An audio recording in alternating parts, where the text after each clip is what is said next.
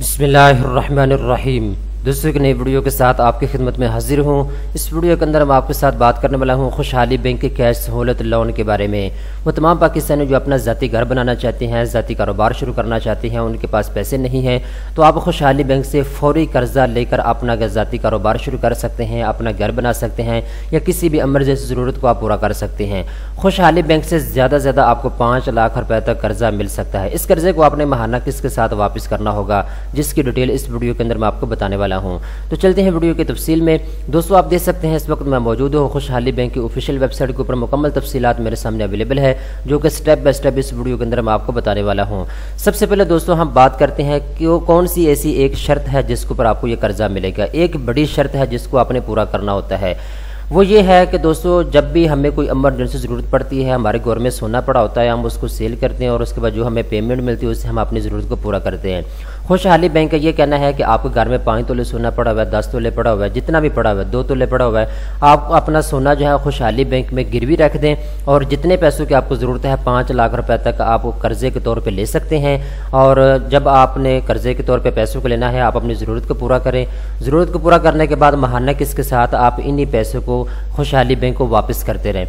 जब आप सारे पैसे वापस कर देंगे जो आपने कर्जे के तौर पे लिए हुए हैं खुशहाली बैंक से, इसके बाद जो आपका सोना पड़ा हुआ है खुशहाली बैंक में वो आपको वापस मिल जाएगा। ठीक है, तो ये एक तरीकाकार होता है कर्जा फराहम करने का खुशहाली बैंक का। ठीक है, इसके बाद दोस्तों हम बात करते हैं अगर अकेला बंदा कर्जा लेना चाहता है खुशहाली बैंक से सोने के एवज, तो कौन सी 5 शर्तें हैं जिनको आपने पूरा करना होगा। नंबर 1 पे दोस्तों जो बंदा कर्जा लेना चाहता है उसकी एज 20 साल से लेकर 63 साल के दरमियान में होनी चाहिए। दूसरे नंबर पे आपके घर की जो इनकम है सालाना 12 लाख रुपए तक होनी चाहिए। ठीक है, साल की बात कर रहा हूँ मैं, महीने की बात नहीं कर रहा। अगर आपके महीने की घर की इनकम जो है 12 लाख रुपए तक है तो आप कर्जे के लिए अप्लाई कर सकते हैं। आपके घर वाले 5 कमाने वाले हैं, 10 कमाने वाले हैं, 2 कमाने वाले हैं, तो ये सालाना 12 लाख रुपए आपके महीना इनकम होनी चाहिए। ठीक है, तीसरे नंबर पर दोस्तों यहाँ पे इन्होंने बताया है जो बिजनेस आप कर रहे हैं उसमें आपका कम से कम 2 साल का एक्सपीरियंस होना चाहिए। ठीक है, अगर आप कारोबार शुरू करने के लिए कर्जा ले रहे हैं तो जो कारोबार आपने शुरू करना है उसमें कम से कम आपका 2 साल का तजर्बा होना चाहिए, एक्सपीरियंस होना चाहिए। ठीक है, इसके बाद दोस्तों आपके पास CNIC होना चाहिए, आपके पास ओरिजिनल शनाख्ती कार्ड होना चाहिए और उसकी कॉपी आपसे ली जाएगी जब आपने कर्जे के लिए अप्लाई करना है। इसके बाद नॉट अ डिफ़ॉल्टर, आप किसी किस्म के डिफ़ॉल्टर नहीं होने चाहिए, आपका नाम जो है क्रिमिनल लिस्ट में नहीं होना चाहिए। ठीक है, इश्तिहारी आप नहीं होने चाहिए, या किसी बैंक से आपने कर्जा लिया हुआ है तो आप वापस नहीं कर पाए, तो इस तरह की सूरत हाल से 2-4 आप हैं तो फिर आप कर्जे के लिए अप्लाई नहीं कर सकते।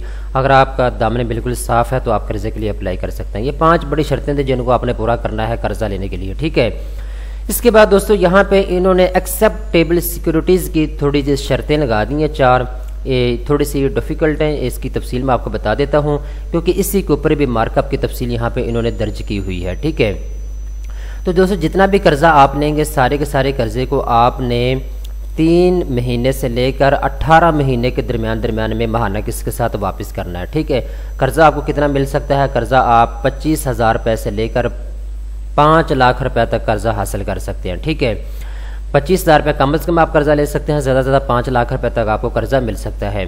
अब दोस्तों हम बात करते हैं मार्कअप के बारे में, क्योंकि ये तफसील मैंने इसलिए आपको अभी नहीं बताई थी, नीचे मैंने मार्कअप भी इसके साथ ही आपको बताना है। सबसे पहले नंबर पे दोस्तों यहाँ पे इन्होंने मेंशन किया है अगर आप खुशहाली बैंक से कर्जा लेंगे तो आपको चंद एक शर्तें जो है पूरी करनी होंगी। नंबर 1 पे सिक्योरिटी के तौर पे खुशहाली टर्म्स डिपोजिट सर्टिफिकेट आपके पास अगर है तो वो भी आप सिक्योरिटी के तौर पे रख सकते हैं। ठीक है, तो इसके बाद अगर आप नेशनल सेविंग सर्टिफिकेट आपके पास है या डिफेंस सेविंग सर्टिफिकेट आपके पास है, स्पेशल सेविंग सर्टिफिकेट है, इनमें से कोई भी है तो ये भी एज ए सिक्योरिटी आप रख सकते हैं इस बैंक के पास। इसके बाद एग्रीकल्चर पासबुक जो होती है वो भी आप रख सकते हैं एज ए सिक्योरिटी खुशहाली बैंक के पास। ठीक है, अब यहाँ पे मैं आपको मार्कअप के बारे में बता देता हूँ। यहाँ पे इन्होंने बताया है 25% आपसे मार्कअप लिया जाएगा अगेंस्ट गोल्ड के। अगर आप गोल्ड के इवज कर्जा लेंगे तो 25% आपको सूद के तौर पे पे करना होगा, या जिसे हम मार्कअप कहते हैं वो आपको पे करना होगा। ठीक है, अगर आप एग्रीकल्चर के इवज लेंगे, जैसा कि ऊपर मैंने आपको बताया है जी, यहाँ पे एग्रीकल्चर पासबुक के अगर आप सिक्योरिटी के तौर पे रखेंगे खुशहाली बैंक के पास तब भी आपको कर्जा मिल सकता है। तो अगर आप ये एग्रीकल्चर पासबुक के इवज कर्जा लेंगे तो फिर आपको 27% तक जो है मार्कअप पे करना होगा। ठीक है, इसके बाद अगर आप KMBLTDC के इवज कर्जा लेंगे तो फिर आपको 15% जो है ये अदा करना होगा मार्कअप। ठीक है, तो ये मार्कअप की तफसीलात भी मैंने आपको बता दी है। अब दोस्तों फाइनली बात आ जाती है, अगर आप कर्जे के लिए अप्लाई करेंगे तो आपसे कागजात कौन कौन से लिए जाएंगे। तो भाई कागजात कुछ भी नहीं है, यहाँ पे इनका जो सिक्योरिटी का निज़ाम है वो काफ़ी सख्त है। आपको सिक्योरिटी के तौर पे कुछ ना कुछ चीज़ें इनके पास रखनी होती है। तो जितना आप कर्जा लेते हैं उतने की चीज़ तो आपकी बैंक के पास एज ए सिक्योरिटी रखी जाती है। तो ये जो चीज़ें हैं ये आपने खुद डिसाइड करनी है कि आपको कर्जा लेना है या नहीं कर्जा लेना है। मेरा काम है आपको इन्फॉर्मेशन देना, सही इन्फॉर्मेशन देना। ठीक है, तो आप इन चीज़ों को खुद ही देख सकते हैं। अब आखिरी बात मैं आपको बताता चलो, जब आप कर्जे के लिए अप्लाई करेंगे तो एक शनाख्ती कार्ड की कॉपी आपसे ली जाएगी।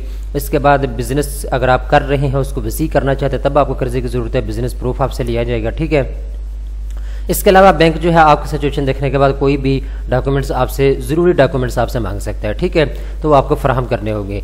अप्लाई करने के बाद दोस्तों आपने किसी भी खुशहाली बैंक की ऑफिशियल ब्रांच के अंदर चले जाना है। वहाँ जाने के बाद आपने उनको बताना होगा जी मैं गोल्ड के इवज़ कर्जा लेना चाहता हूँ, तो वो आपको सारी तफसीलात खुद भी बता देंगे। ठीक है, और उसके बाद आपको एक फार्म दिया जाएगा, हमने उसको पुर करना होगा। पुर करने के बाद जो भी आगे की तफसीलात होगी वो बैंक वाले आपसे शेयर कर देंगे। ठीक है, अगर आप घर बैठे मालूमात लेना चाहते हैं तो यहाँ पे इनका चैट का ऑप्शन अवेलेबल है। यहाँ अपना नाम लिखें, आपका पहला नाम का हिस्सा क्या है, दूसरा नाम का हिस्सा क्या है, इसके बाद अपनी ईमेल लिखें।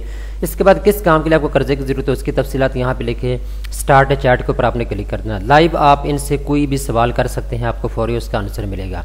इसके अलावा आप खुशहाली बैंक की जो हेल्पलाइन है उसके ऊपर कॉल कर सकते हैं मज़ीद तफसीलात के लिए। ठीक है दोस्तों, मुकम्मल तफसीलात से मैंने आपको आगाह कर दिया है। अगर आप मज़ीद तफसीलात और लेना चाहते हैं आपको लिंक नीचे डिस्क्रिप्शन के अंदर मिल जाएगा।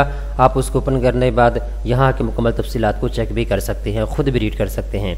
दोस्तों उम्मीद करता हूँ ये वीडियो आपको पसंद आई होगी। इस तरह की मज़ीद अच्छी अच्छी वीडियो देखने के लिए चैनल को सब्सक्राइब कर लें।